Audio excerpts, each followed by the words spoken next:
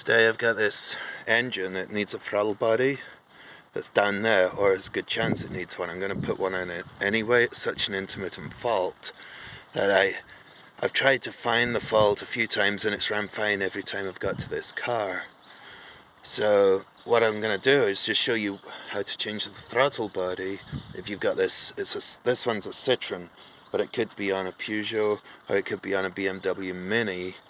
Same engine, 1.4 petrol. So you see the 10mm here on the airbox, and these Torx, I think the 25s, Torx 25s, and a 10mm there, and that air intake. I'll start getting this stuff out the way. Got a few more Torx inside the airbox, under the air filter I think. We'll get all that out the way and see what's involved. Okay, that's that cover removed, and these two clips, like that.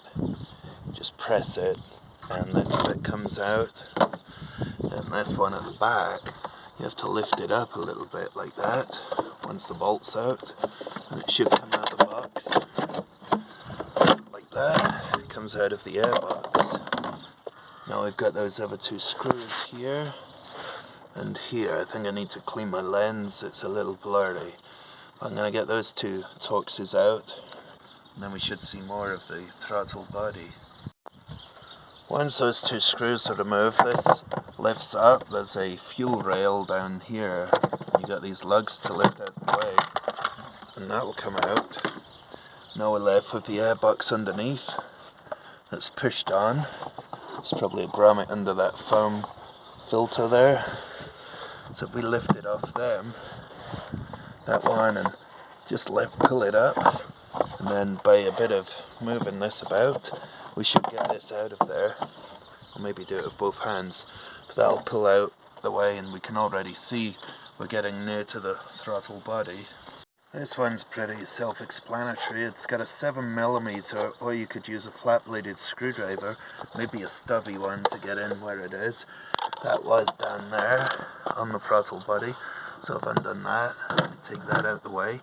Now I've got the new or used throttle body. It's down there on this. See it? So I got a new one. I'm going to go and grab that so I can see where the bolts are, and take that off the car.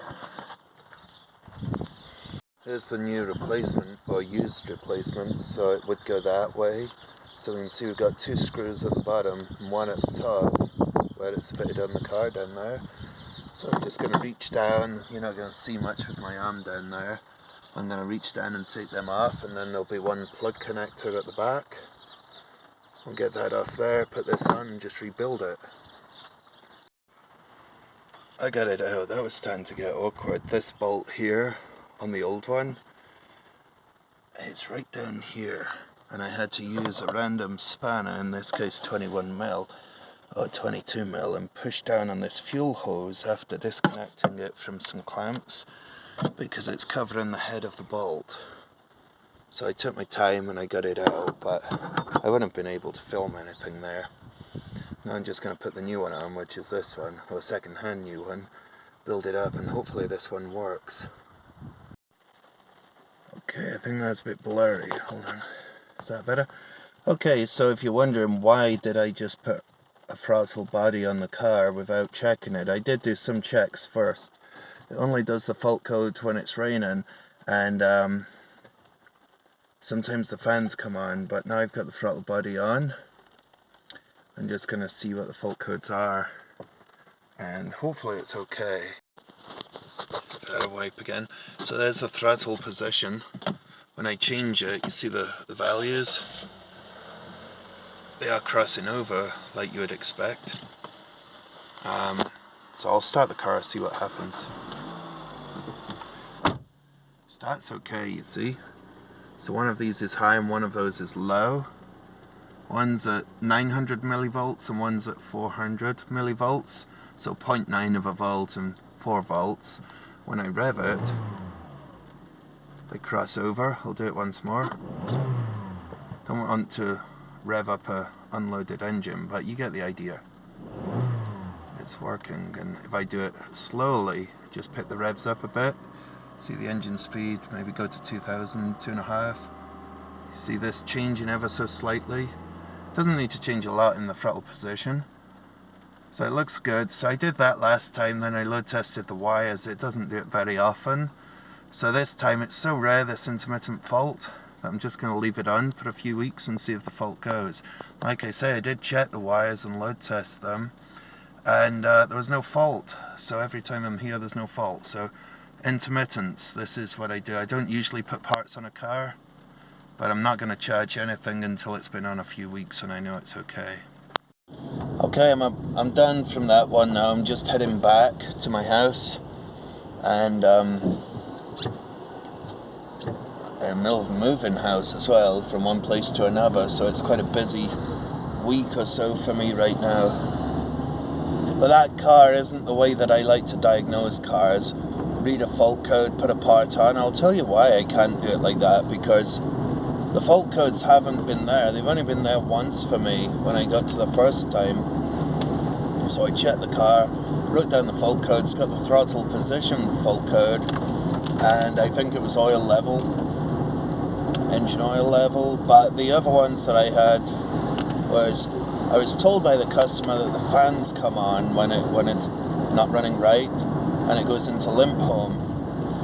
Apart from the last time, the fans came on, but it didn't go into limp home. The throttle started racing really high. So, weird. That's weird. We could be looking at, maybe it's saying throttle and it's accelerator, but when you don't see the fault codes because somebody's cleared them, you can only go by what they tell you. And in this case, it's that intermittent. It could be a week before the fault happens. It could be 2 weeks. So, the last time I came out and there was no fault code, but apparently it had been a throttle body fault again. So what I did with that one was disconnect the wire at the throttle body and then go to the engine ECU and disconnect the multi-plugs there, the wiring from that, and I checked the wiring for continuity. I was happy which wire's which, and then I load tested the wires, made up a little circuit so I could load test the wires with a light bulb, and everything was fine. I wiggled the wires and I couldn't get it to go faulty, but the car was fine at the time. But today, the customer, she said that it does do it when it's raining. That's kind of helpful, but today it is raining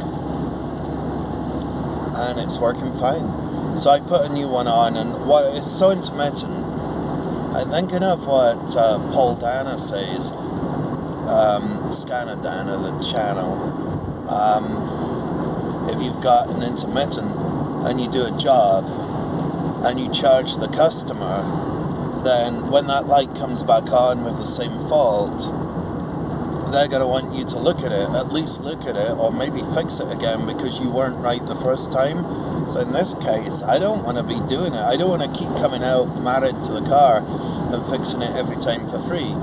So my way I'm handling it this time is it's not that big a job to change the throttle body. I've got a known good one, second hand or used. That's gonna be I just put it on because I've already checked the wires, couldn't find a fault. So I got a second hand one and I'll put it on, and I'm away back to Scotland to see my family just now, so maybe I'll leave it till, well, I could leave it till the end of December or January, so it's had plenty of time and see what's going on, but usually it'd be a week or 2 weeks. I asked her, if it does the fault again, let me know, but if it doesn't, if it doesn't do the fault again, I'm going to come out and give them a bill for the throttle body, whatever it cost me, and some labour time, and just charge for that, and that's it fixed. But yeah, intermittents, it could have took me ages trying to find an intermittent and get it right first time. If it was like a little wire or something, it might have been something I could have found, but who's going to pay for all those hours labours for a maybe I'll find something? Whereas this way it was like, I'm just going to I've already checked the wires, couldn't find anything. But it's still valid checks, relevant checks. You can see the throttle position on the two sensors goes up and down like it should. So I don't know, that's the way I'm handling it this time. No bill, so if it's exactly the same, well, yeah, you know, if you've not paid for it, I feel a bit better, so not putting parts on and being wrong, and then I've got to keep fixing it for free. But at least now I could rule this one out quite early on. We rule out the wiring, rule out the, because I load tested the wires, rule out the wiring, and then rule out the throttle body, and start thinking what else could affect it, what could put it into limp home that would create throttle faults. Is it the engine ECU? It hasn't got any water or corrosion up in the engine ECU that you usually see with these, because they can leak at the coolant temperature sensor. Leak coolant through the wires, it goes all the way down through the wires and into the engine ECU. That's not happening here. So I'll update you, I'll leave this on my phone for a while, and if it seems like it's okay, I'll put the video up. But at least, you know, I might just put the video up anyway, because it'll be useful to somebody if they want to know where the throttle body is and how to get to it. So I'll put the video up, but if there's another part to this in the new year, I'll add that. But this video is basically covering how to change the throttle body, how to deal with an intermittent. Maybe all of them. I wouldn't go putting parts on for free and wait until we know it's fixed it. That's not the way to do it, but in this case I am. If there's part 2, I'll bring up a part 2 sometime. Hopefully it's helpful to somebody, and thanks for watching.